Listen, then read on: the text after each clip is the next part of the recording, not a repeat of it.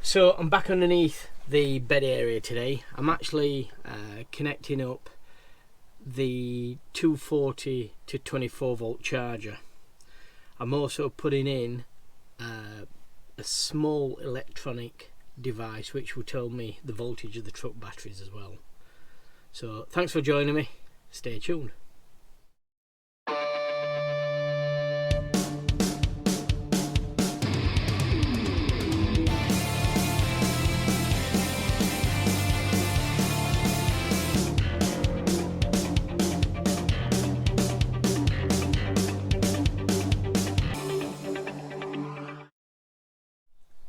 As always, you're always doing something on a camper, a little bit more than an house really.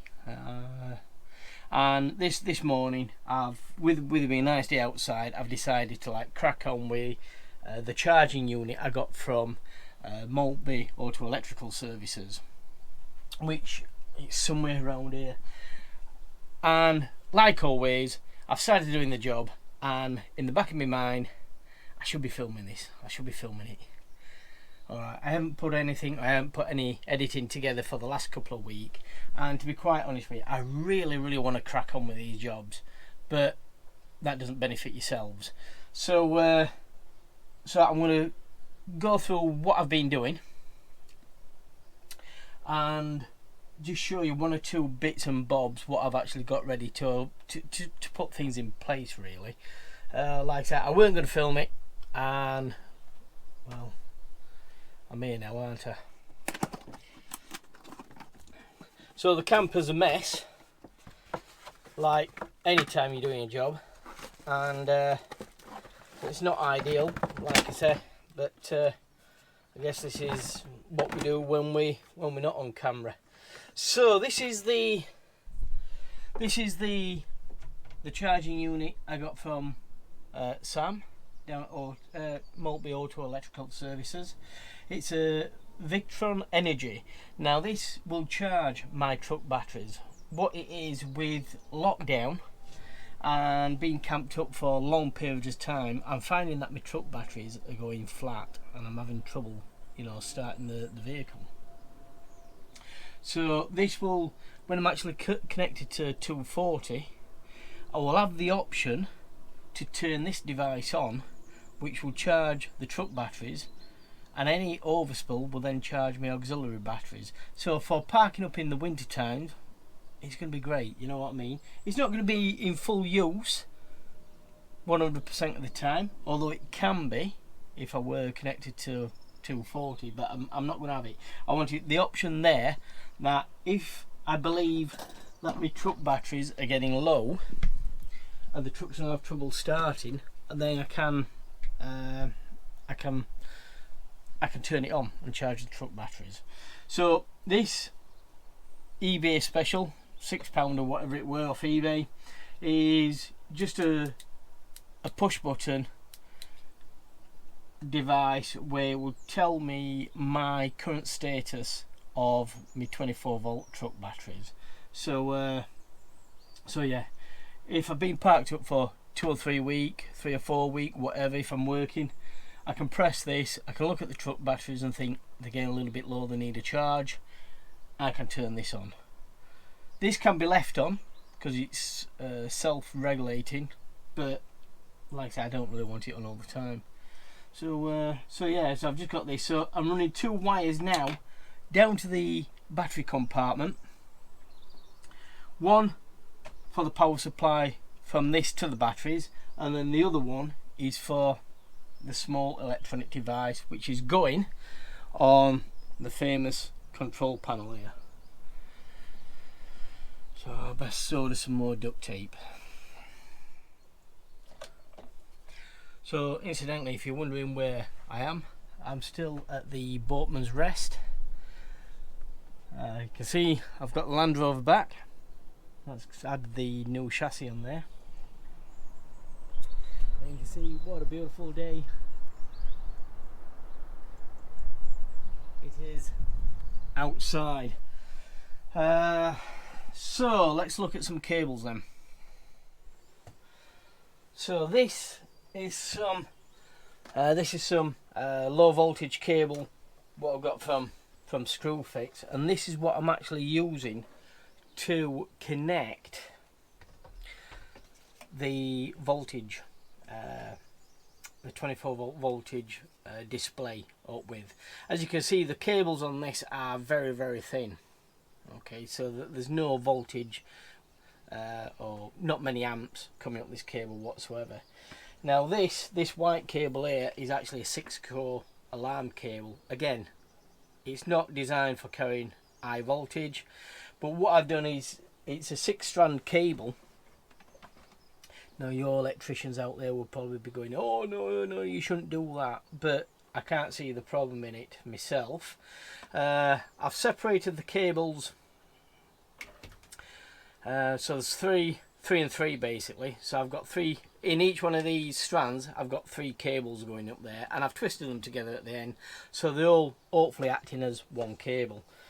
Like I said, some of you guys say that I may not be able to do, or I shouldn't be doing that, but hey ho.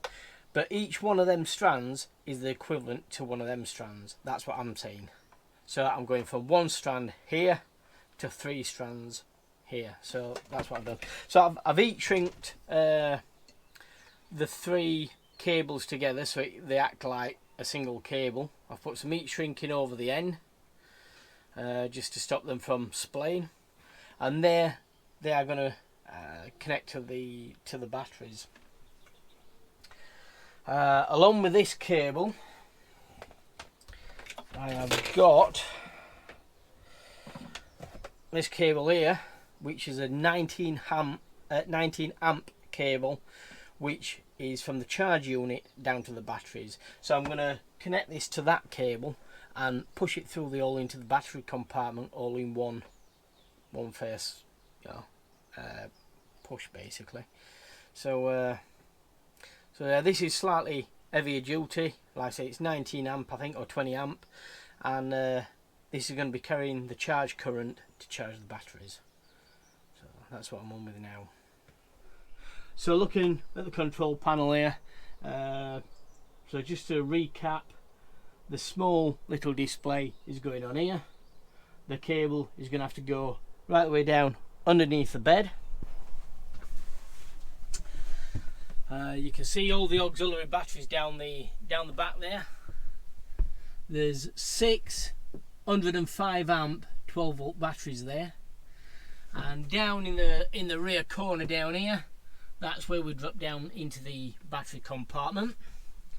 The charger unit is going to be positioned on here with the other charging units, and the mains feed for that will be into this cupboard here, which, as you know, is the electric cupboard. So that's me plan of attack. So I'm not going to film everything because it's only a case of pulling cables in and so on. So like I said, I weren't going to film it, but because I haven't put anything out for a while, and I don't want you to think that I've gone into hibernation, it's just a case of I'll just quickly breeze over 1 or 2 items, and then you can see what I've been doing. Just while I'm on with this, guys, again, I mentioned it briefly in the last update. Still, there's quite a lot of you guys what are watching but not subscribed yet. So it's I want to keep the channel growing. So please like the videos and please share.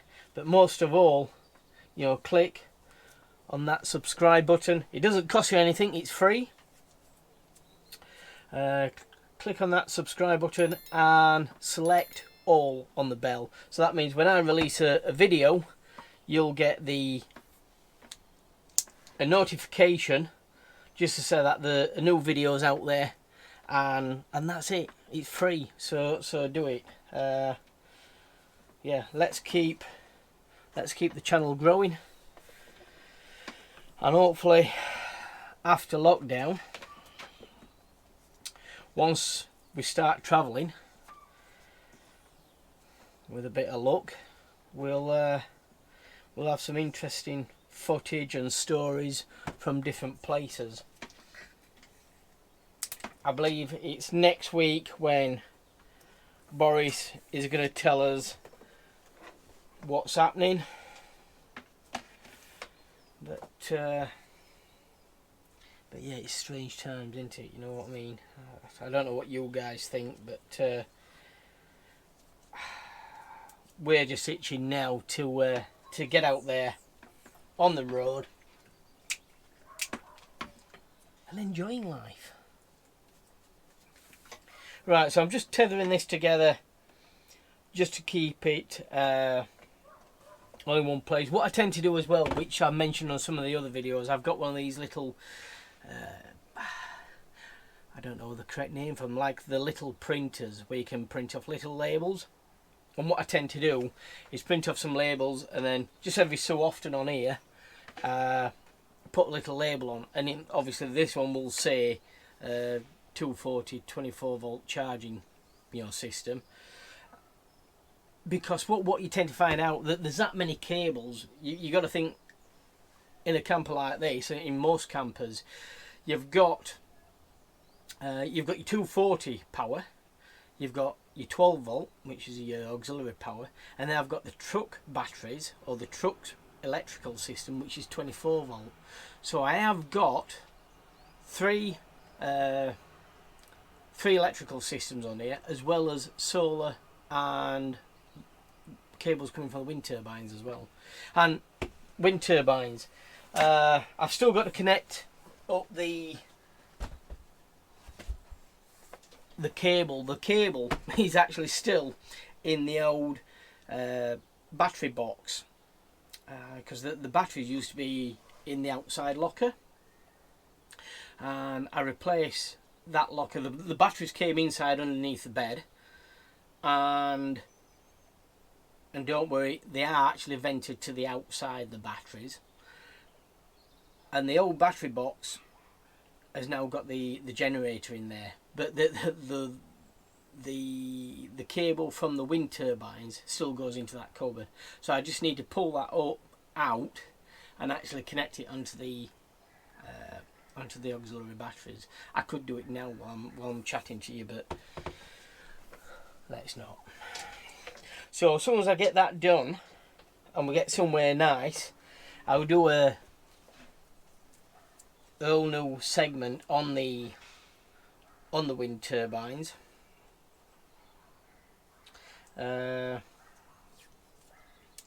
Because I believe, you know, on a truck like this, you know, they are definitely needed as a backup. Because we all know solar panels are fantastic, they're absolutely super when it's sunny, but when it's not sunny, they're no good at all. I mean, today it's quite a nice day. I've got, you know, the solar panels open on the roof and we're charging at 1.7 amp. You know, the sun's quite low, it's partially cloudy, so it's not a fantastic day, but it's just trickling in. And the short days, I mean, it's dark at 5 o'clock now. I mean, even though the days are drawing out, it is dark. You don't get no charge after 5, and you're lucky if you get any charge before 7 in the morning. So you know, if I were on the coast, parked up somewhere, the wind turbines would definitely be up, because I mean the wind turbines would charge 24/7. So and there's always wind, you know what I mean. It's very rarely you don't get any wind at all. I mean, even today it's a very calm day, but I think the wind turbines start charging at 5 miles an hour with the wind, so why not? And they're cheap enough, you know, for what you get out of them. They are cheap enough. Right, okay, I've tethered them together. Enough droning on about crap. We'll get this cable down into the battery compartment, and then I can get that side connected up while the weather's fine, and then I can come inside and the rest is all inside.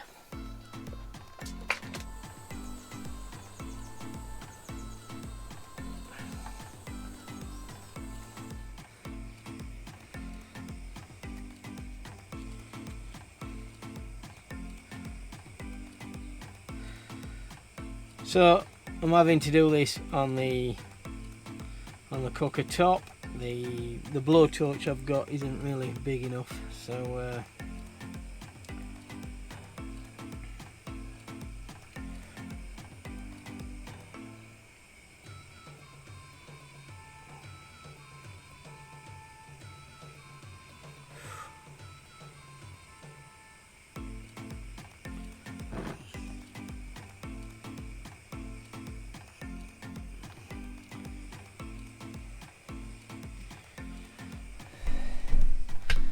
there we go. I had to put my glasses on for that one.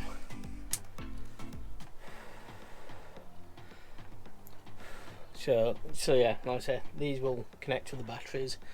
So I need to get these down into the battery compartment now.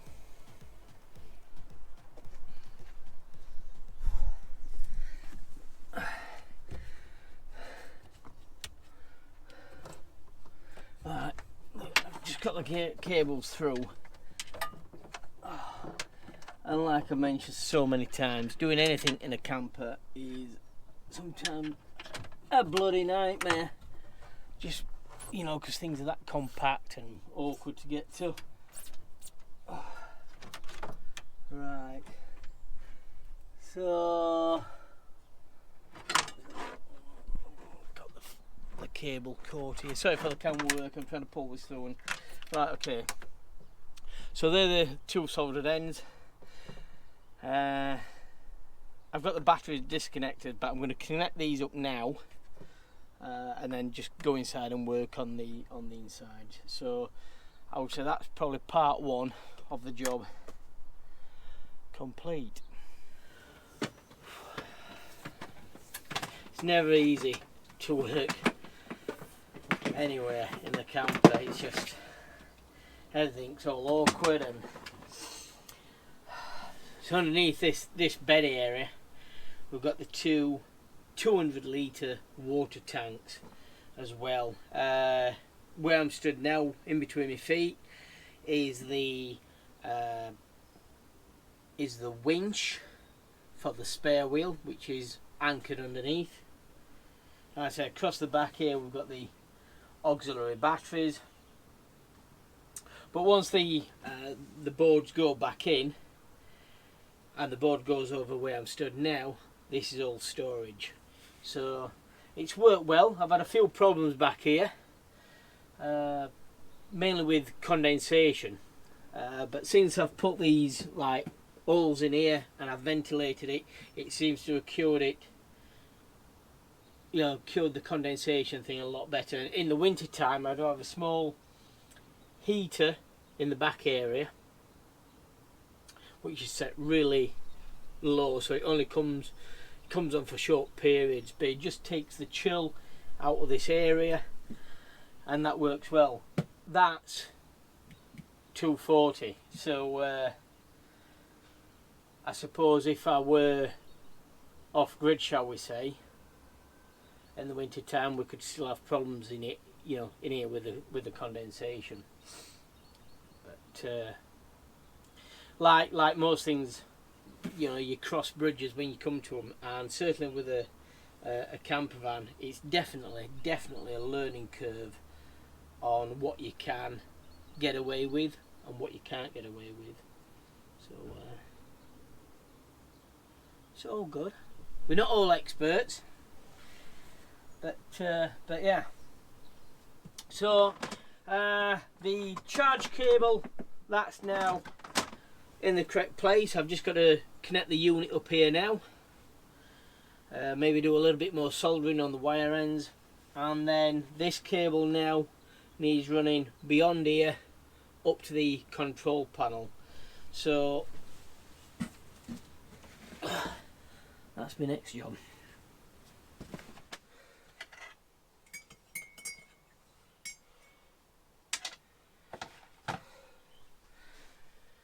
Even making a cup of tea can be stressful because I couldn't find the top.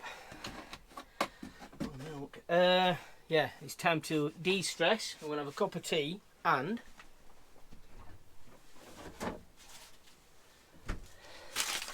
Yesterday I went to the butcher's and I got one of the nicest pork pies.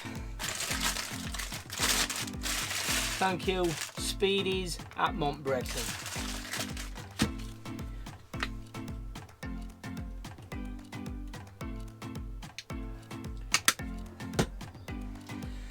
So comments down below about your local pork pie shop, so what you think of pork pies.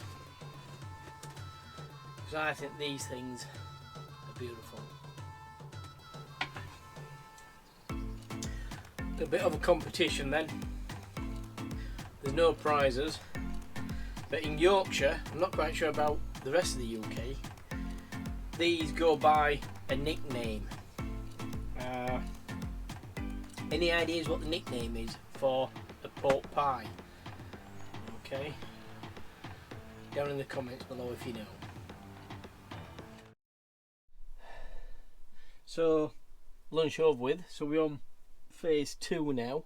So what we have in here are, we've got two solar charging units. The right one charges the batteries from the wind turbines, so that's solar and wind turbines. And then this one here in the center is charging from the solar panels as well, so there's two solar panel charging units. But this one also charges off the truck batteries, so when I'm driving, the truck batteries will charge, and then any surplus charge from the truck batteries will go via this and then start charging the auxiliary batteries. So I suppose the important note is is obviously two solar charging units,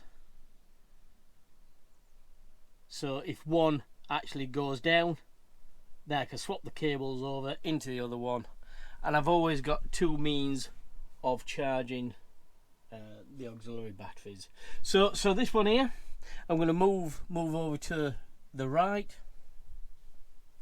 so that this new charger can go in here. So that's the plan of attack.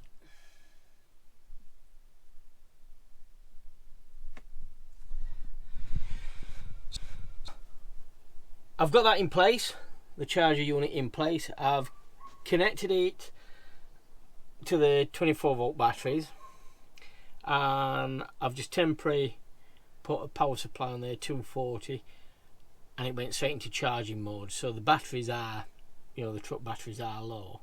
So that side of it is working fine. So what I'm going to do now is continue with this cable and get the cable beyond here up to the control panel. I have just tested that, and that agreed with the charging unit saying that the batteries were low. And to be quite honest with you, it's a really natty unit for how much it costs on eBay. I'll check my history and I'll see how much these cost. But yeah, I'm really happy with that. So yeah, cable to there, get that connected.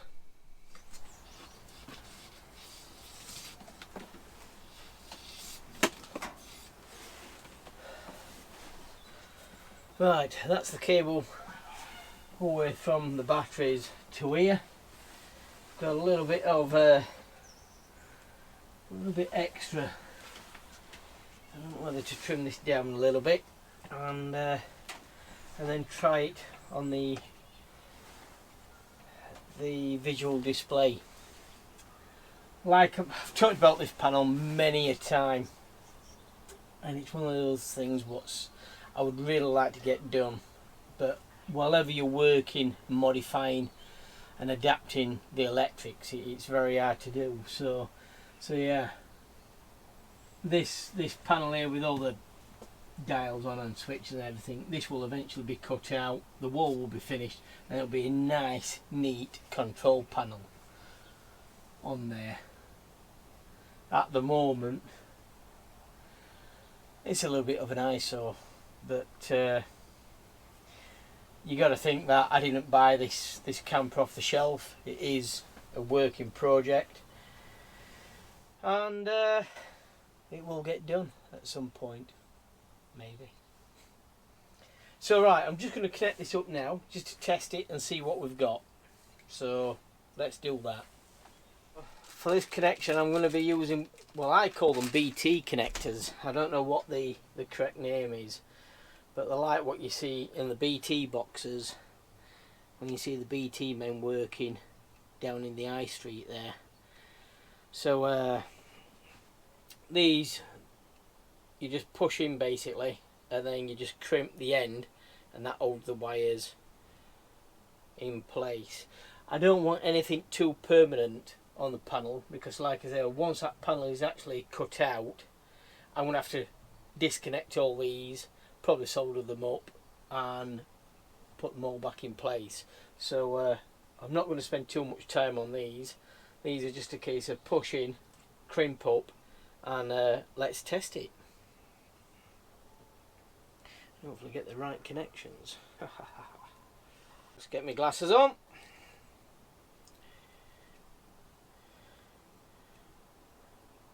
I think I started wearing glasses about 3 years ago, when when you're starting to have to squint for things. And I firstly noticed it more when I was fitting door locks. I was struggling fitting door locks. So yeah, these, you just push the wires in on these, you just nip them up with a pair of grips, and that's it, they're in place. They're filled with a little bit of jelly in there as well. I think it's a bit like what do you call it, Vaseline, that sort of stuff, and it just keeps the connections watertight. So when I connect this up now, because these are live, I should get a reading out on here. So we'll have a look at that. I'll connect it up first. In fact, let's just hold it there. Let's have a look. Yeah, and that panel's lit up. So I'll come back to that panel in a second. I'll get this connected first. Right, okay, see what we've got. Right, okay, let's pull the the film off the lens so we can see it properly, and I'll just pick you up here. Right, okay, so looking at this, I hope you can see this, I haven't got it too far away. The truck batteries then, you can see top right hand corner 24 volt. To the top left hand corner we've got 57%, and also we've got the battery temperature there, which is 21 degrees. So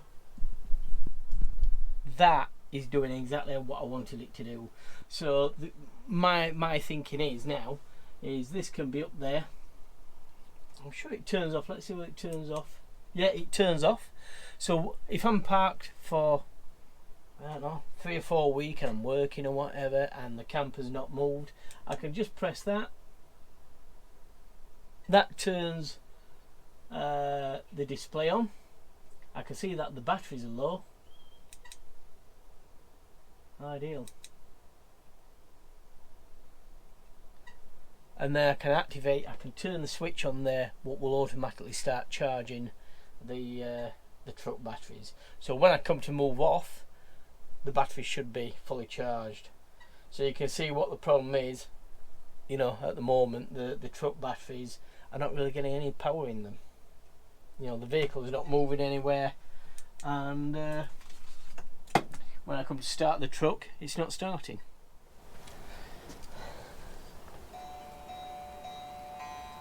I'll be the phone.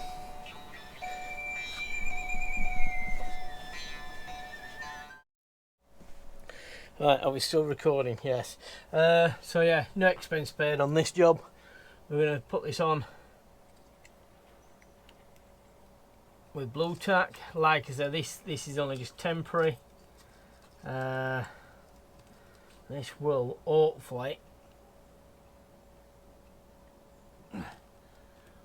hopefully get replaced at some point. So let's have a look. Can you see that?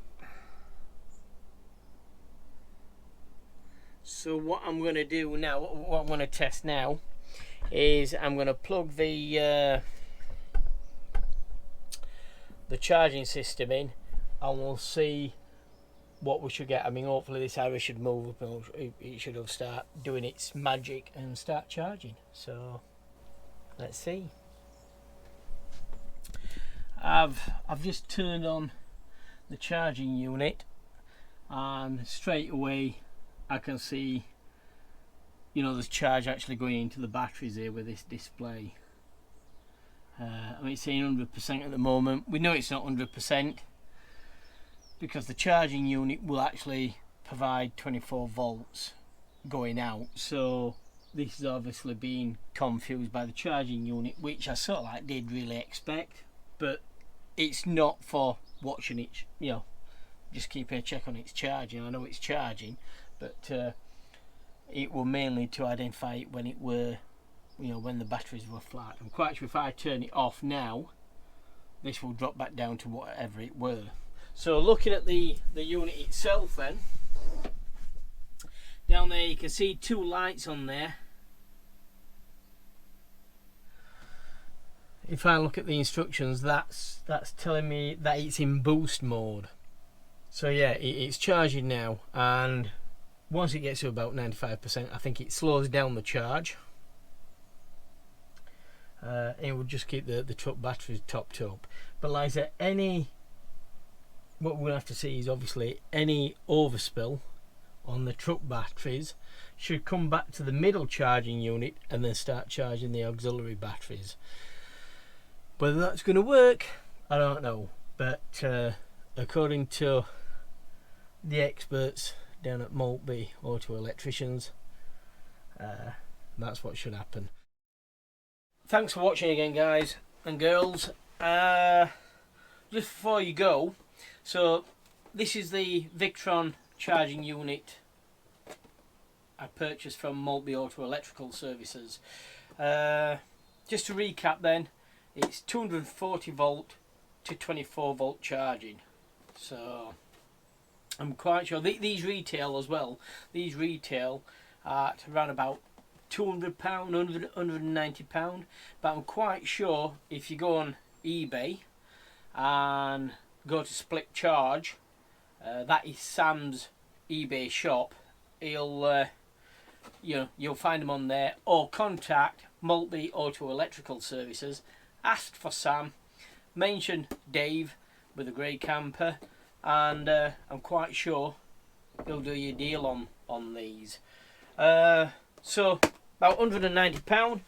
The 20 amp cable, I think that came to, about £16 for, I don't know, they were 20 metres worth or 10 metres worth.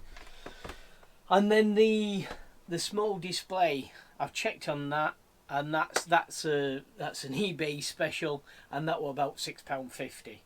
So all in all, if we call it, you know, £220, £230 for the entire job, you know, job lot, then it's quite a good investment. So thanks again for watching. I hope we've all learnt something from this. Till next time, keep safe. Don't forget to like, subscribe and share.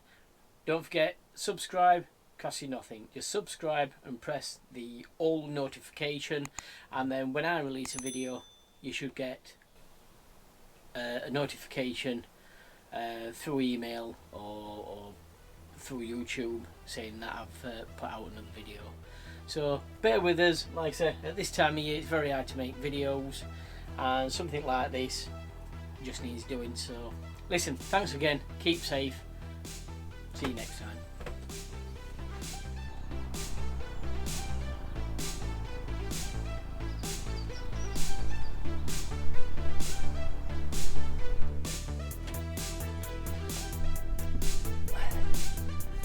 And to say I weren't going to do any filming today, I think I've done alright.